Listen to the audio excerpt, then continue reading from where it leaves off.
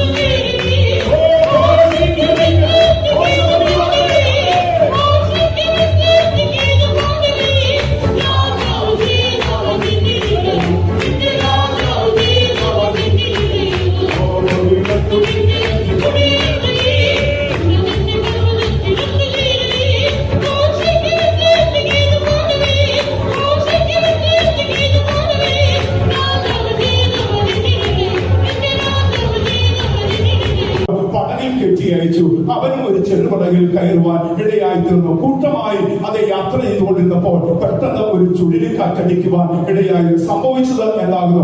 ഓളങ്ങൾ, തിരമാലകൾ പടകിനോട് ആഞ്ഞടിച്ചു. പടകിളകുവാൻ തുടങ്ങി. അവരെല്ലാവരും ഭയപ്പെട്ടു. കർത്താവേ, ഞങ്ങൾ നശിച്ചു പോകുന്നതിൽ നിനക്ക് ഇത്രമാത്രം അതെ കാണുവാൻ സാധിക്കുന്നില്ലേ എന്ന് അവനെ ഉണർത്തി ചോദിക്കുവാൻ ഇടയായി തീർന്നു. ദൈവം എന്താകുന്നു ചെയ്തത്? ഉടനെ അവൻ കാറ്റിനെ ശാന്തമാക്കി, അവൻ കടലിനെ ശാന്തമാക്കിയതായിട്ട് നമുക്ക് കാണുവാൻ സാധിക്കുന്നു. മർക്കോസിന്റെ സുവിശേഷം 4-ാം അധ്യായത്തിന്റെ 37-ാം വാക്യം നിങ്ങൾ വീട്ടിൽ പോയി വായിച്ചാൽ മതി. പ്രിയപ്പെട്ടതായ ദൈവമക്കളെ, അവരെ നിർബന്ധിച്ച് അക്കരയ്ക്ക് പോകാം എന്ന് പറഞ്ഞ പ്രിയപ്പെട്ടവരെ നോക്കുക, യേശുവിനെ സമീപിച്ചവരോട് പറയാകുന്നു നമുക്ക് അക്കരയ്ക്ക് പോകാം. എന്നെയും നിങ്ങളെ കർത്താവ് നിർബന്ധിച്ച് ഈ കൂട്ടത്തിലേക്ക് കൊണ്ടുവന്നു. നിങ്ങൾ ഒരുപക്ഷെ സമുദായത്തിൽപ്പെട്ടവരോ ജാതികളായിരുന്നവരോ ദൈവത്തെ അറിയാത്തവരോ ആയിരുന്നു എങ്കിലോ കർത്താവ് നിർബന്ധിച്ച് ഈ പടകിൽ കർത്താവ് വിളിച്ചു കയറ്റിയെങ്കിൽ ഈ പടകിൽ എന്റെ ജീവിത പ്രശ്നത്തിന് നടുവില് തിരമാലകൾ, ചുഴലിക്കാറ്റുകൾ, കൊടുങ്കാറ്റുകൾ ആചരിക്കുമ്പോൾ എന്റെ പടകിൽ എന്റെ യേശു ഉണ്ടെന്ന് എത്ര പേര് വിശ്വസിക്കുന്നു? എന്റെ പടകിൽ അതേ യേശുണ്ട്. കടലിനെ അതേ ശാന്തമാക്കുവാൻ, കൊടുങ്കാറ്റിനെ ശാന്തമാക്കുവാൻ, കാറ്റിനെ അമർത്തുവാൻ അധികാരമുള്ളവരുവൻ എന്റെ ഈ പടകിൽ കയറിയിട്ടുണ്ട്. അവനെ ഒരു നാൾ കൈവിടുകയില്ല. അവനോട് പറഞ്ഞത് അതെ ലോക അവസാനത്തോളം ഞാൻ നിന്നോട് കൂടി ഇരിക്കാവുന്നതാവും. ആരെങ്കിലും പരീക്ഷയോട് കടന്നു പോകുന്നത്, പ്രതികൂലങ്ങൾ കടന്നു പോകുന്നത്, ജീവിത പ്രശ്നങ്ങൾ ആചരിച്ച് അതെ വഴിയറിയാതെ നിൽക്കുന്ന കർത്താവ് അറിയാവുന്നു. ദൈവം നിന്റെ സങ്കേതമാകുന്നു എന്ന് നഹൂം പ്രവചനം 1-ാം അധ്യായത്തിന്റെ 3-ാം വാക്യം വായിക്കുമ്പോൾ യഹോവയുടെ വഴി ചുഴലിക്കാറ്റിലും ഉണ്ടെന്ന നിന്റെ ജീവിതം ഒരു ചുഴലിക്കാറ്റ് പോലെ നിനക്ക് അക്കരെ കാണുവാൻ സാധിക്കാതെ, ഇക്കരെ കാണുവാൻ സാധിക്കാതെ അടുത്ത് നിൽക്കുന്നവരെ കാണും. നീ ആരാധിക്കുന്ന ദൈവത്തെ പോലും പലപ്പോഴും അറിയുവാനോ കാണുവാനോ സാധിക്കാത്ത പരീക്ഷയിലൂടെ കടന്നു പോകുന്നത്. കർത്താവരെ ഈ ചുഴലിക്കാറ്റിൽ അതേ ഒരു വഴിയൊരുക്കുന്നവൻ ഉണ്ട്. വായിച്ചാട്ടെ 1-ാമത്തെ വാക്യം വായിക്കാം. യഹോവയുടെ വഴി ചുഴലിക്കാറ്റിലും കൊടുങ്കാറ്റിലുമുണ്ട്. ഏലിയാവ് ചുഴലിക്കാറ്റിൽ അതേ സ്വർഗത്തിലേക്ക് പോയി. അറിയാതെ നിൽക്കുന്ന ശിഷ്യനായ എലീശ എന്ത് ചെയ്യണമെന്ന് അറിഞ്ഞുകൂടാ. ചുഴലിക്കാറ്റ് സ്വർഗത്തിലേക്ക് പോയി എന്നറിയാം, വഴിയറിയാതെ ഒരു സമുദ്രത്തിന്റെ അറ്റത്ത് ഇങ്ങനെ നിൽക്കുകയാകുന്നു. സംഭവിച്ചതെന്നറിയാമോ? തന്റെ മേലുള്ള പുതപ്പ് കൊണ്ട് അതേ അതിനെ അടുക്കിയുണ്ടാൽ ദൈവം പുതിയ ഒരു വഴി തുറന്നു കൊടുത്തു. പ്രിയപ്പെട്ട ദൈവമക്കളെ, സന്തോഷത്തോടെ താൻ ചവിട്ടി അക്കരെ കടക്കുവാൻ ഇടയായിത്തീർന്നു. ഓർത്തുകൊള്ളണമേ, അതേ ജീവിതത്തിൽ കൊടുങ്കാറ്റ്, ചുഴലിക്കാറ്റ്, പരിശോധനകൾ, ഭയങ്കരമായ ചീറ്റൽ അതിന് നേരെ അതേ ആഞ്ഞടിക്കുന്ന സമയത്ത് ശരണമായി, കോട്ടയായി, തണുപ്പായി എന്റെ കർത്താവിന്റെ പടകിലുള്ളത് നാം വിശ്വസിക്കണമേ മക്കളെ. അതേ കൽപ്പിക്കുവാൻ കഴിവുള്ളവർ യേശു എന്നോട് കൂടെ ഉണ്ട്. അവൻ പറയുന്നു ഭയപ്പെടേണ്ട, ഞാൻ നിന്നോട് കൂടെ ഉണ്ടെന്ന്.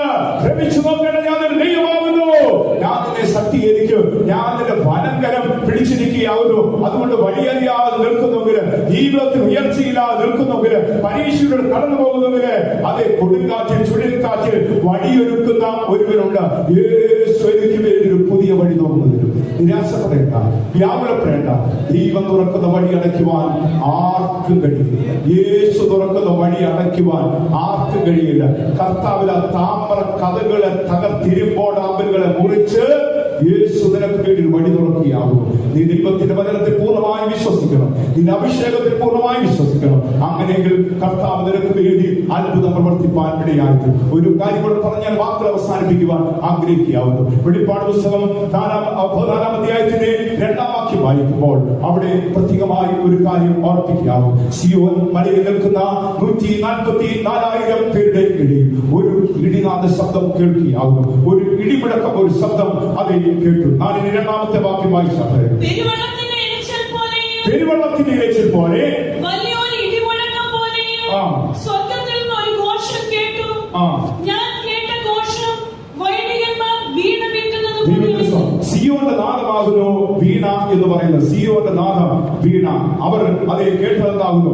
പെരുവെള്ളത്തിൽ ഇരച്ചിൽ പോലെ ഒരു ശബ്ദം കേട്ടു. ഈ സിയോൻ മലയിൽ നിൽക്കുന്ന 144,000 പേരുടെ പ്രത്യേകത എന്താകുന്നു? അവൻ പിതാവിനെ മഹത്വപ്പെടുത്തുന്നു, പുത്രനെ മഹത്വപ്പെടുന്നു. അത് പരസ്യമായിട്ടാവും. അവരുടെ നെറ്റിയിൽ ആ നാമം എഴുതിയിരിക്കുകയാവും. പിതാവിനെയും പുത്രനെയും മഹത്വപ്പെടുന്നു. അവരുടെ കൂട്ടായ്മ ആരോടാകുന്നു? പിതാവിനോടും അവന്റെ പുത്രനായ യേശു ക്രിസ്തുവിനോടും കൂട്ടായ്മ. എന്തിനു വേണ്ടിയാകുന്ന കൂട്ടായ്മ? ദൈവസഭയാകുന്ന നിങ്ങൾക്ക് ഞങ്ങളോട് കൂട്ടായ്മ ഉണ്ടാകണം. ഇപ്പോൾ സിയോനിൽ കേൾക്കുന്നതായ ഇടിമുഴക്കം പോലുള്ളതായ ശബ്ദം ആർക്കും പാടുവാൻ കഴിയാത്ത പാട്ട്. ഇന്നലെ പരിശുദ്ധാത്മാക്കൾ ഓർപ്പിക്കുകയുണ്ടായി. ആർക്കും പാടുവാൻ കഴിയാത്തതായ പാട്ട്, പുതിയ പാട്ട്. അത് സിയോനിലുള്ളവർക്ക് മാത്രം പാടുവാൻ കഴിയും. അതെന്താകുന്നു ആ പാട്ട്? അവർ കടന്നുപോയ പരീക്ഷകളിൽ ജയം പ്രാപിച്ചു ചെല്ലുമ്പോൾ അവരവർക്ക് പാടുവാൻ കഴിയുന്നു. മറ്റൊരാൾക്ക് പാടുവാൻ കഴിയും. അവരവർക്ക് പാടുവാൻ കഴിയുന്ന പാട്ട്.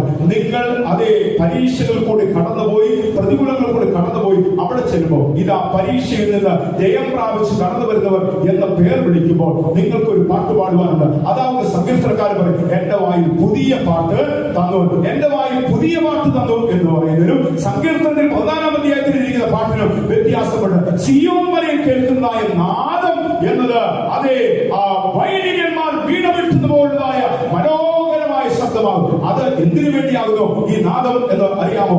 ദൈവസഭയെ സൂക്ഷിക്കുവാൻ, ദൈവസഭയെ പരിപാലിക്കുവാൻ. അത് ജയത്തിന്റെ നാദമാണ്. അതേ സിയോനിൽ കേൾക്കുന്ന ജയത്തിന്റെ നാദം എന്താകുന്നു സംഭവിക്കുന്നത്? ആ ജയത്തിന്റെ നാദം ദൈവസഭയെ സംരക്ഷിക്കുവാനൊക്കെ ഇടയായിത്തീരും. അതുകൊണ്ടാകുന്നു യെശയ്യാ 33-ാം അധ്യായത്തിൽ നമുക്ക് കാണുവാൻ സാധിക്കുന്നത് അതേ ഉത്സവങ്ങളുടെ നഗരമായ സിയോൻ. അവിടെ യെരൂശലേമും കൂടെ അതേ വന്നിരിക്കുകയാവും. യെരൂശലേമും കൂടെ വന്നിരിക്കുകയാവും. ദൈവത്തിന്റെ സ്തോത്രം. പ്രിയപ്പെട്ട ദൈവമക്കളെ, ഈ വലിയ ഇടിമുഴക്കം എന്ന് പറയുന്നത് നാം കേൾക്കുന്നതായ, നാം അറിയുന്ന സിയോൻ എന്നുള്ളതായ ഉപദേശമാകുന്നു. സിയോനിൽ നിന്ന് ഉപദേശവും യെരൂശലേമിൽ നിന്ന് ദൈവത്തിന്റെ വചനവും വരുന്നു എന്നാകുന്നു. സിയോനിലെ ഈ ഉപദേശത്തിന്റെ നാദം നിങ്ങൾക്ക് കേൾക്കുവാൻ കഴിയുന്നു എങ്കിൽ അതിപ്പര ഭാഗ്യശാലികൾ ആരും തന്നെ ലോകത്തിൽ ഇല്ല. നമുക്ക് ശ്രേഷ്ഠകരമായ ഒരു ഉപദേശം, അപ്പോസ്തലിക ഉപദേശം, അടിത്തറയുള്ള ഉപദേശം, തേജസ്സിന്റെ സുവിശേഷവും ഉപദേശവും ദൈവം നമുക്ക് കൃപയാൽ തന്നിരിക്കുക. എന്തിനു വേണ്ടിയാവുന്നു? ദൈവസഭയെ ഒരുക്കുവാൻ. ദൈവസഭയെ ആ വാക്യം വായിച്ചാട്ടെ. 33-ാം അധ്യായത്തിലെ 20-ാമത്തെ വാക്യം വായിക്കാം. നമ്മുടെ ഉത്സവങ്ങളുടെ നഗരമായ സിയോനെ നോക്കുക. നിന്റെ കണ്ണ് യെരൂശലേമിനെ സ്വൈര്യനിവാസമായും ഒരിക്കലും നീങ്ങിപ്പോകാത്ത യെരൂശലേം സൗര്യനിവാസം, യെരൂശലേം സ്വസ്ഥതയോടെ വസിക്കുവാൻ. അതിനുവേണ്ടിയാവും 4 മണിക്കൂറിന് സ്തോത്രം ചെയ്യുന്നത്. യെരൂശലേം സ്വസ്ഥതയോടെ വസിക്കുവാൻ കൊണ്ട് നിങ്ങൾക്ക് വേണ്ടി ഇടിവിൽ നിൽക്കുകയാകുന്നു. നിങ്ങൾക്ക് വേണ്ടി ഇടിവിൽ നിന്ന് പ്രാർത്ഥിക്കുന്നു. എല്ലാ കുടുംബത്തെ വേരുകെട്ടി പരിപാലിക്കുവാൻ, രക്തക്കൊട്ടകളിൽ പരിപാലിക്കുവാൻ ദൈവത്തോട് അപേക്ഷിക്കുന്നു. അത് നിങ്ങൾ അറിഞ്ഞിരിക്കണം. നിങ്ങൾ സൗര്യമായി വസിക്കുവാൻ. ഇത് അതെ കുറ്റിയൊരിക്കലും ഇളകിപ്പോകാത്ത, കയറൊരിക്കലും പൊട്ടിപ്പോകാത്തതായ കൂടാരമാകും. ഇങ്ങനൊരു ബന്ധമാകുന്നു സിയോനും പുതിയ യെരൂശലേമും തന്നിരിക്കുന്നത്. ആ മണിനാഥങ്ങളുടെ കാതുകളിൽ മുഴങ്ങുന്നില്ലേ? ആ സ്നേഹം നിങ്ങളുടെ കാതുകളിൽ മുഴങ്ങുന്നില്ലേ? പ്രിയപ്പെട്ടവരെ, അത് ശുശ്രൂഷയുമായ ബന്ധത്തിൽ നിങ്ങൾ അനുഭവിച്ചറിയുവാൻ കൊണ്ടയായിരിക്കും. സിയോനുമായുള്ള ബന്ധത്തെ സ്ഥാപിക്കുമ്പോഴാകുന്നു ആ നാദം കേൾക്കുവാൻ ഇടയായിത്തീരുന്ന ദൈവത്തിന്റെ സ്വന്തം. അങ്ങനെ ഇരിക്കുന്ന ദൈവസഭയ്ക്ക് വേണ്ടി അവസാനമായി ഇടിമുഴക്കം ഒരു നാദം കേൾക്കും. ലോകം ഇന്നുവരെ കേൾക്കാത്തതായ ഒരു നാദം. കാഹളം ധ്വനിക്കും. മരിച്ചവർ അക്ഷയരായി ഉയർത്തും. ജീവനോടെ ശേഷിയെന്ന രൂപാന്തരപ്പെടും. ദൈവത്തിന്റെ സ്തോത്രം. ആ അതെ ഇടിമുഴക്കപ്പോൾ ശബ്ദം കേൾക്കുവാൻ കാലം സമാഗതമായി. കണ്ണുകളെ മൂടിയാട്ടെ, എല്ലാവരും മുഴങ്കാലുകളെ മടക്കിയാട്ടെ. അതെ, ദൈവത്തിന്റെ ശബ്ദം കേട്ട് ഇടിനാദം പോലുള്ളതായ ശബ്ദം കേൾപ്പിച്ച് കർത്താവ് നമ്മളെ അനുഗ്രഹിക്കുവാൻ ആഗ്രഹിക്കുക. സിയോനും പുതിയ യെരൂശലേമും കൂട്ടിയിണക്കിയ നഗരത്തിൽ നിന്ന് കേൾക്കുന്നതായ സ്വത്രധ്വനിയുടെ അതെ ഇടിവിൽ നിൽക്കുന്നതായ മഴനാദം, അതെ ദൈവത്തിന്റെ ശുശ്രൂഷകർക്ക് ദൈവം സിയോനിൽ പകർന്നു കൊടുത്തതായ അതെ തേജസ്സിന്റെ സുവിശേഷത്തിന്റെ നാദം നിങ്ങൾ കേൾക്കണം. അങ്ങനെ ബന്ധത്തിലായിരിക്കുന്നതായ ദൈവസഭയെ ഒരുമിച്ച് കർത്താവിത തന്റെ സന്നിധിയിലേക്ക് ചേർക്കുകയാകുന്നു. ബലത്തിന്മേൽ ബലം പ്രാപിച്ച് നാം എല്ലാവരും സിയോനിൽ ദൈവസ്ഥനെ ചെയ്തിരുവാൻ ഇടയായിത്തീരും. ദൈവത്തിന്റെ സ്വന്തം ആ നാദം എന്നത് ജയത്തിന്റെ നാദമാകും. ജയത്തിന്റെ നാദം, ജയത്തിന്റെ നാദം മുഴക്കുന്നവർ ഒരിക്കലും പരാജയപ്പെട്ടു പോകുകയില്ല. ദൈവത്തിന്റെ സ്വന്തം ഇന്ന് പകൽക്കാലം ഇവിടെ കേട്ടതായ ദൈവത്തിന്റെ വചനത്തിന് മുമ്പിൽ എല്ലാവരും സമർപ്പിച്ചു കൊടുത്താട്ടെ. സ്വത്രം അർപ്പിക്കുവാതോടെ ദൈവത്തെ മഹത്വപ്പെടുത്തുവാൻ പൂർണ്ണമായി ഏൽപ്പിച്ചു കൊടുക്കുക. ഹല്ലേലൂയ ശബ്ദം മുഴക്കുവാതോടെ ഏൽപ്പിച്ചു കൊടുക്കുക. അതാകുന്നു വിശുദ്ധന്മാരുടെ നിവാസം എന്ന് പറയുന്നത്. ഇവിടെ കാണുവാൻ സാധിക്കുന്നു. പുതിയ യെരൂശലേമും സിയോനും കുറ്റിയെടുകൽ പോകാത്ത, കയറ് പൊട്ടിപ്പോകാത്തതായ എന്തായിരിക്കുന്നേ കൂടാരം. കൂടാരം ദൈവത്തിന്റെ സ്വന്തം. അത് പൊതുവായി പറഞ്ഞ നീതിമാന്മാരുടെ കൂടാരം. നീതിമാന്മാരുടെ കൂടാരത്തിൽ ഉയരേണ്ട ശബ്ദം എന്താകുന്നു? ജയത്തിന്റെ ധ്വനി, ഹല്ലേലൂയയുടെ ധ്വനി.